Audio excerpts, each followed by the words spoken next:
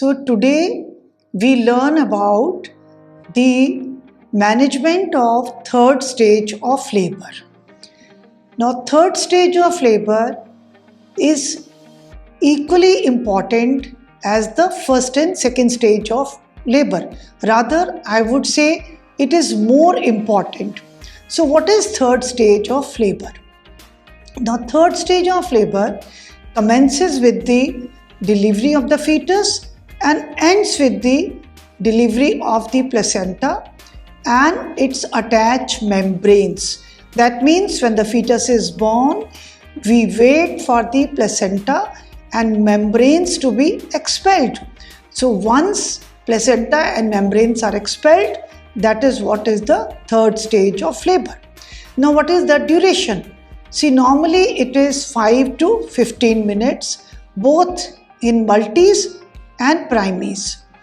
And we keep a slab of 30 minutes. That means one can wait for 30 minutes. If the placenta does not separate, then we think of other intervention, maybe like manual removal of placenta, that is MRP. So 30 minutes have been suggested if there is no evidence of significant bleeding. Sometimes the bleeding can become excessive even before 30 minutes. So we might have to take the next intervention to expel the placenta. So what are the causes of placental separation? So we have to understand that now after the delivery of the fetus, the uterus retracts. We know that there are uterine contractions and retraction. Unlike the cardiac muscle, there is no relaxation. There is uterine contraction and uterine retraction. And the placental bed diminishes because of this phenomenon. Now, as the placenta is inelastic and does not diminish in size, so it starts separating. And there are primary and secondary mechanism of placental separation. So let us see them one by one. Now what are the primary mechanism of the separation of placenta? Because of the contractions and retraction, there is a reduction in the surface area of placental site as the uterus starts shrinking or the size of the uterus reduces. So it makes the placenta to separate.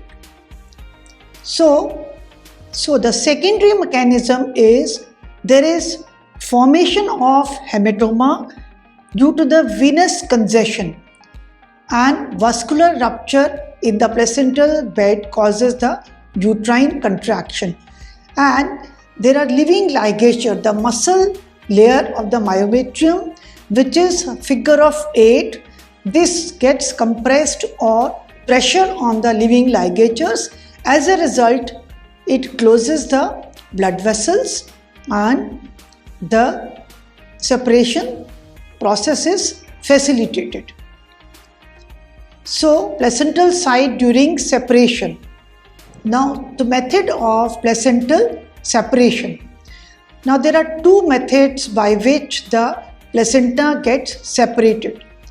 One is called as Schultz method. Another one is the Duncan method. Now these are the names of the people who have discovered these methods. Now the first method, Schultz method, here the placenta starts separating from the center and it folds on itself and descends into the lower part of the uterus, and it looks like inverted umbrella. And in 80% of the deliveries, the separation of placenta takes place by Schultz method. So the fetal surface appears at the vulva with the membranes trailing behind, and there is minimum blood loss as there is retroplacental clot contained within the membrane. So this is nature's mechanism of separation to control bleeding or to prevent BPH. Now the second method, that is called as Duncan method. Here the separation starts from the lower edge of placenta. That means the lateral border separates first. This happens in 20% of the cases. So maternal surface appears first at the vulva and usually accompanied by more bleeding since there are no retroplacental clots. So during the delivery we can identify that how the placenta is separated, whether if we see the maternal surface, we know it is by the Duncan method. If the fetal surface is seen first, it is by the Schultz method. So signs of separation and descent. Now during the delivery, how does a midwife know that yes, now the placenta is separated and now this is the time I'm supposed to help in the expulsion? There is lengthening of the umbilical cord outside. That means the part of the cord which is lying outside, if we roll on the fingers and try to give a pull, we can see there is increase in the length. The uterus becomes firm and globular. So if we touch the uterus, it is hard, contracted and globular per abdomen. So the uterus rises in the abdomen. So there is temporary increase in the fundal height. Now why this happens? The placenta is separated. It is loosely lying in the uterine cavity. Now that pushes the fundal height up. Then a gush of fresh blood. Now because of the separation, one can see, like a fountain, the fresh blood pouring from the vagina. So these all signs tell us that now the placenta has separated. Now we are there to help in the expulsion. So assess the uterus. Now at this point of time, we need to exclude undiagnosed twins. Sometimes it may not be diagnosed that this was a twin pregnancy and the second twins can be inside. To determine the baseline fundal height, to detect the signs of placental separation and to detect an atonic uterus. Atonic uterus is the one which does not have any tone or any contraction. That means absence of uterine contraction. This is atonic uterus. So we assess if there is absence of uterine contraction or if the uterus is atonic. Now control of bleeding. See, the normal blood flow through the placental site is 500 to 800 milliliter per minute. So that means 10 to 15% of the cardiac output. Now strong contractions and retraction of the uterus constrict the blood vessels by interlacing muscle fiber in the myometrium. They are also known as figure of 8 living ligatures. So these living ligatures control the woman not to bleed unnecessary or extra. So pressure exerted on the placental site by the walls of the contracted uterus. Then blood clotting mechanism, the sinuses and the torn blood vessels. All these mechanisms control the bleeding. That means the nature has a method of having the just optimum bleeding or the blood loss which will not change the hemodynamic status of the women. Now we know the placenta is separated. Now we are there to expel or help in the process of expulsion. So what is the management of third stage of labor? Now active management of third stage of labor. The UNICEF and WHO has made a protocol under which it is recommended that all women during the delivery should be given oxytocin so that the prevention of complication of third stage of labor, and the most common complication is postpartum hemorrhage, which is more common and very fatal. So it reduces the length of 3 stages and incidence of PPH, so blood loss and need for transfusion is reduced. Now, oxytocin is given after the birth of the shoulder. So, at that point of time, before giving oxytocin, we need to check if there is second twins inside or any shoulder dystocia. Then the cord is clamped and cut, and the placenta is delivered by the control cord traction. Now, control cord traction means that the midwife or the gynecologist puts a hand at the symphysis pubis and the right hand gives a circular holds by the cord, rolling the cord on the fingers or in the artery and trying to give a circular movement to pull the cord downwards. So this is the guarding the uterus. That means by doing the control cord traction, the left hand is put on the symphysis pubis to guard the uterus so that inversion of uterus does not happen.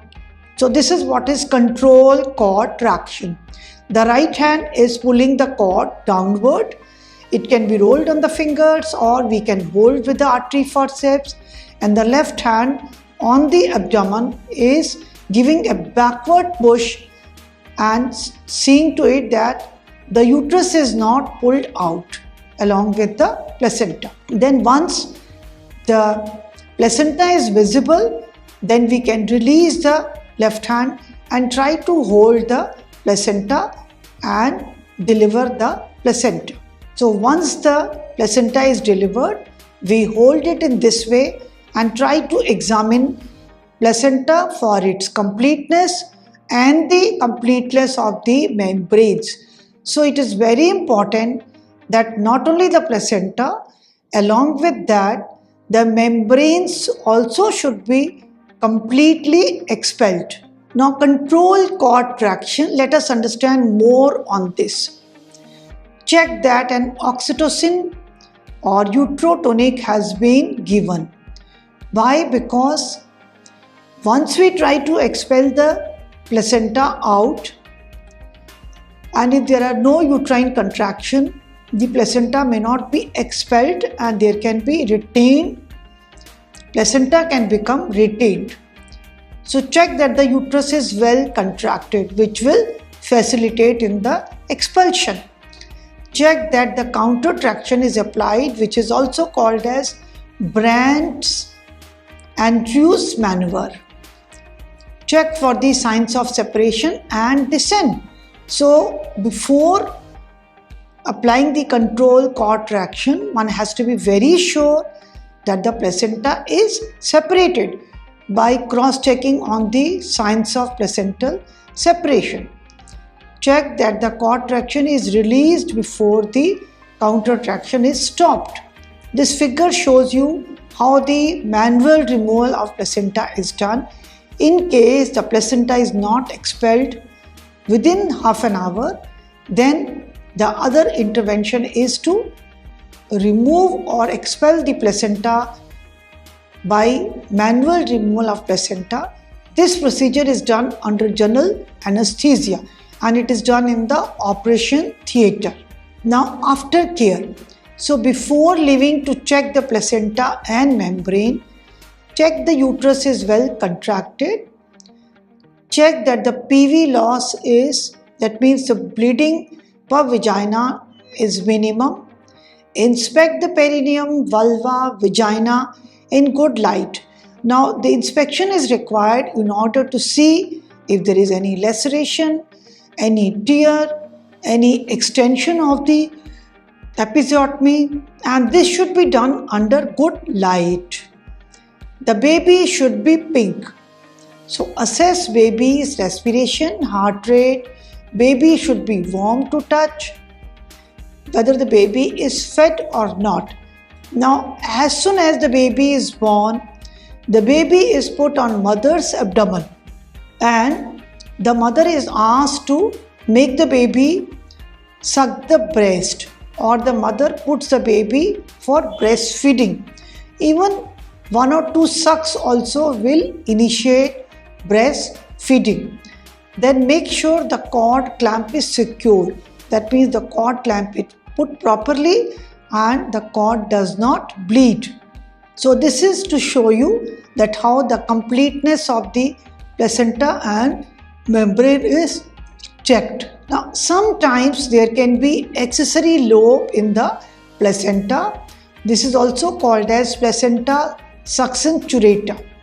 So this is abnormal and we don't expect in normal cases this to be present. Now sometimes this accessory lobe can stay retained inside the uterine cavity. That is why inspection of the uterine cavity after delivery is very, very important. Otherwise, these retained products will cause BPH later on.